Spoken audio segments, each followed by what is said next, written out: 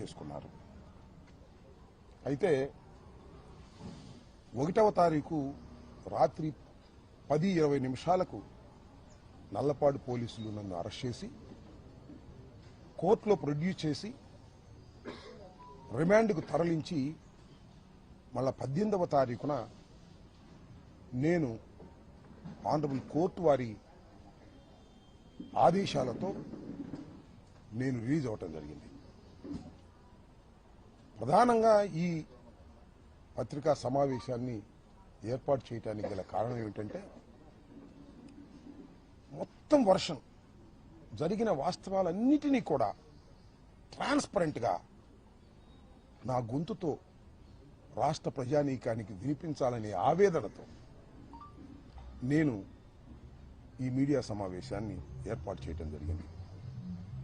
ఈ 18 రోజులు నాకు మాట్లాడే అవకాశం లేదు జ్యుడిషియల్ రిమాండ్లో ఉండటం వల్ల.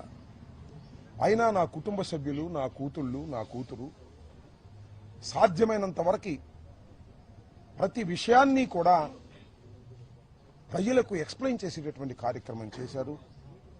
అయినా ఇంకా కొన్ని విషయాలను ప్రజలకు అర్థమయ్యే విధంగా, మరి ముఖ్యంగా ఈ రాష్ట్రంలో న్యూట్రల్గా ఆలోచించేటటువంటి వ్యక్తులకు, మేధావులకు, ఏ రాజకీయ పార్టీలో ఉన్నా వారందరికీ కూడా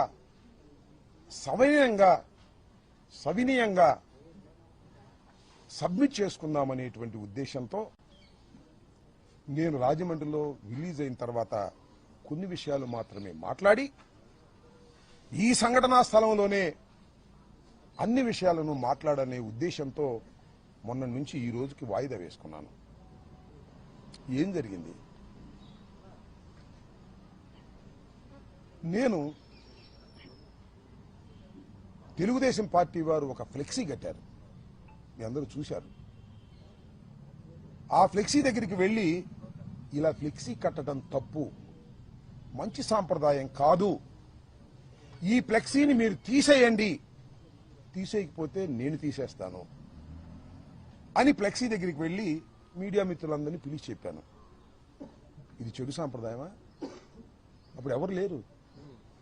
నేను చించేస్తే అడిగేవాడు లేడు. చించటం మంచి సాంప్రదాయం కాదు, రెచ్చగొట్టడం మంచి సాంప్రదాయం కాదు, ఇలా మా మీద మీరు ఫ్లెక్సీలు కట్టడం తప్పు, మీ గొప్పతనాన్ని గురించి కట్టుకోండి, చంద్రబాబు గొప్పవాడని కట్టుకోండి, జగన్మోహన్ రెడ్డి గారిని దూషిస్తూ, సుబ్బారెడ్డి గారిని దూషిస్తూ, కరుణాకర్ రెడ్డి గారిని దూషిస్తూ మీరు కట్టకండి తప్పు అని చెప్పాలని